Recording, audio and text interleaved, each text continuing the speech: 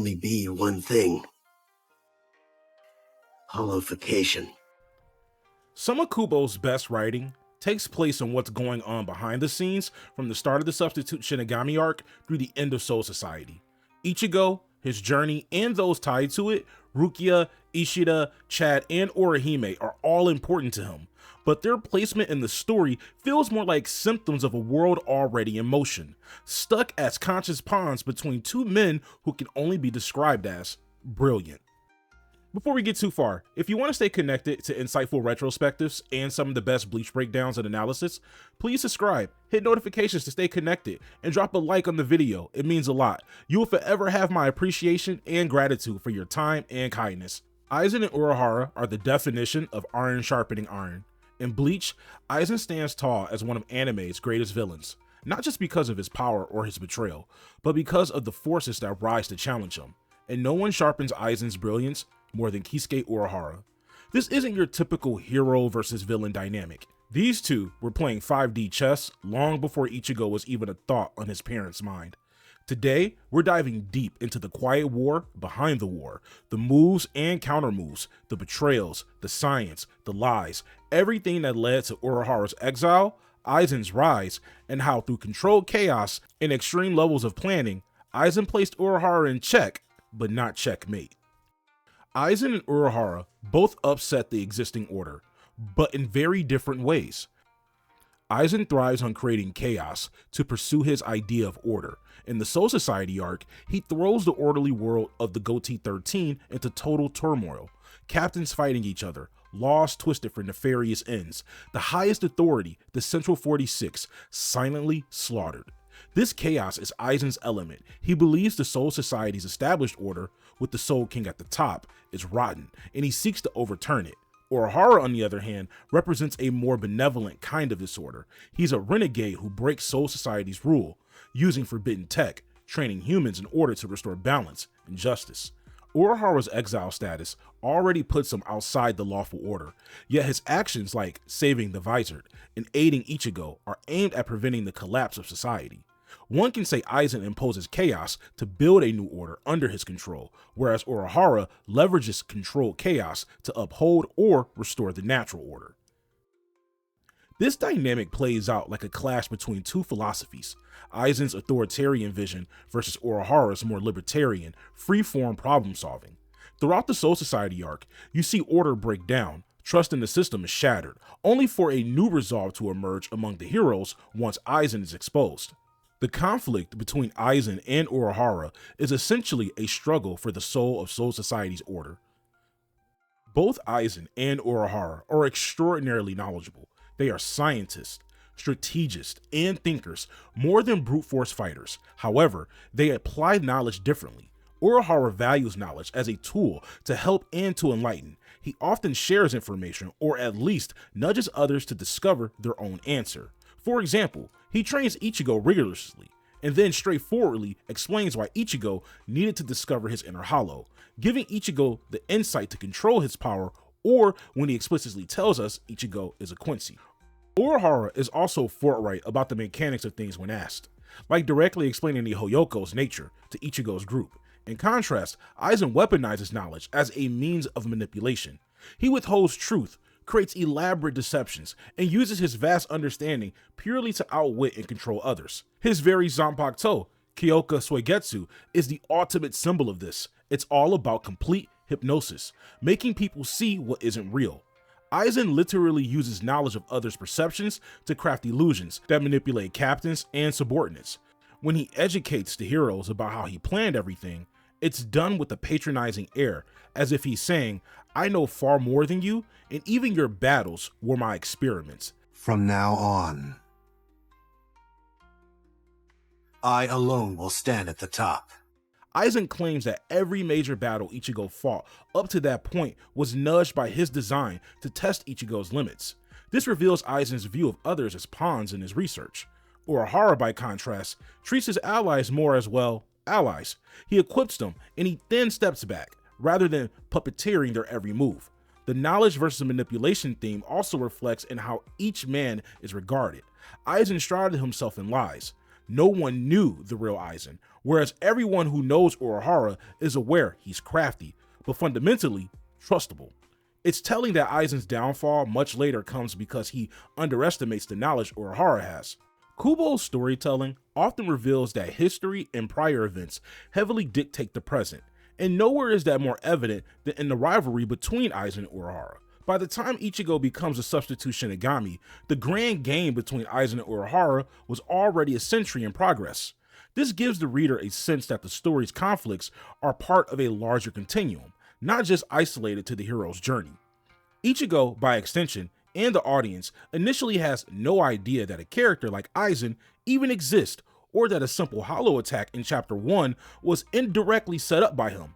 As the arcs progress, we retroactively learn that seemingly random plot occurrences were symptoms of Aizen's machinations behind the scenes.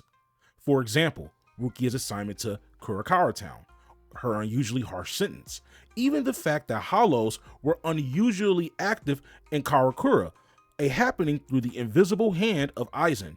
This narrative style reinforces the theme that the world does not revolve around the protagonist. Rather, the protagonist was dropped into a story that was already ongoing. It's a very engaging way Kubo built intrigue. Early Bleach feels like a straightforward rescue Rukia tale, but then you find out that the rescue arc was itself engineered by Aizen as part of his larger scheme. The symptom versus cause idea is huge here. Rukia's execution was a symptom. Aizen's hidden agenda was the cause. As character foils, Aizen and Urahara are perfect for each other. Both are ex-captains with a penchant for planning, but ideologically, they're opposites. Aizen is a megalomaniac with a god complex, viewing others as beneath him. Urahara, while mischievous and often withholding, shows humility and compassion, especially towards his friends and students. The way they treat subordinates highlights this. Aizen coldly uses Momo Hinamori's devotion only to stab her without remorse when she's no longer useful. Urahara, in contrast, clearly cares for those under his wing. Think how he risked everything to save the Visor. Their powers even mirror the theme, Aizen's manipulations versus Urahara's intelligence. Urahara's Benihime is all about clever applications, barriers, blast, analysis, while Aizen's Kyoka Soigetsu is straightforward in concept, but absolute in effect. Perfect hypnosis, a power that says your senses betray you. Aizen weaponizes your perception and uses it to control you. These differences come through in the Soul Society arc. Aizen was able to deceive everyone because he understood people's expectations and exploited them, whereas Urahara's contributions, like instructing Ichigo, were all about breaking expectations. Through Urahara and Aizen, Kubo also examines the idea of unintended consequences. Urahara's exile and Aizen's rise are intertwined. Had Urahara not invented the Hoyoko, Aizen's plans might not have accelerated as they did. Had Aizen not sought godhood, Urahara's science would not be seen as taboo. Both characters are, in a way, responsible for certain tragic events. Urahara carries the guilt of the Visor incident and Rukia's predicament. He even apologizes through a letter for dragging Rukia into this by giving her the Gigai. Aizen, of course, is responsible for most of the chaos. The check but not checkmate outcome of the Soul Society arc leaves both with responsibility. Aizen has the Hyoko, but also the threat of facing a now aware opposition and wildcard with Ichigo. Urahara feels the weight of having inadvertently armed Aizen and must atone by helping him defeat him later. This adds a layer of poignancy to their rivalry. It's not just good versus evil, but also about personal responsibility and retrification. In a casual sense, you could say that Bleach's Soul Society arc is a story of two grandmasters playing a long game of chess where everyone else are pieces, knowingly or not. Aizen literally treated people like pieces to be moved or removed, while Urahara chose to empower the pieces to move on their own, Ichigo and crew developing and acting out of their own will. The end of the arc shows that even though Aizen declared checkmate, the game wasn't truly over because those pieces Urahara helped, Ichigo, Rukia, and the Visor, and others still have moves left to be made. Kubo uses this arc to transition the story into a much larger conflict, the war against Aizen and the Arrancar. More importantly, it begins to unveil the true purpose of the main character, whose very existence is the result of a long-standing game between Urahara and Aizen. Through analyzing the story, I'll leave on my own little personal theory. Urahara knew he was moving on a loaded chessboard. He placed his faith in what he helped create, driven by his desire to save Isshin and Masaki, which ultimately led to Ichigo's birth, a natural convergence of Shinigami, Quincy, and Hollow. Though Urahara willingly walked into Aizen's traps, he trusted in science, in his research, and in Ichigo, his ultimate proof of concept. That belief allowed him to turn Aizen's own arrogance against him. By exploiting Aizen's narcissism, Urahara cast his own illusion, the illusion that Aizen had already won, when in truth, he was staring directly at his downfall. Bleach's early plot is driven by this behind-the-scenes duel. The Soul Society arc is essentially the reveal of that duel to the characters and readers. Aizen's mix of long-term planning, manipulation of events, and bold betrayal put Urahara and Soul Society in check, demonstrating the extent of his genius and ambition. However, thanks to Urahara's foresight in nurturing potential heroes and his refusal to give up, Aizen left without delivering a finishing blow. Kubo masterfully shows that the wheels of fate were set in motion long ago. The Substitute Shinigami arc leading through Soul Society all felt like an introduction, with Aizen taking the stage. Along with the Arrancar and Visor coming into play, it now feels like the prequel is over and it's time for the real start of the series.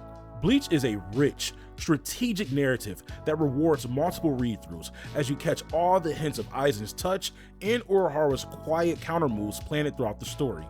In the end, Aizen vs. Urahara stands as one of manga's greatest matches, a duel not fought with swords, but with intelligence and centuries of plotting and secret schemes. That's all from me here at the cafe. We are moving and I can see it across the metrics, which is inspiring. I started this for myself, but seeing so many of you engage, comment, and connect, that's the fuel that keeps it going. All right, I'm done rambling. Subscribe, hit the notification bell, and let's talk in the comments. Peace out, Zealots.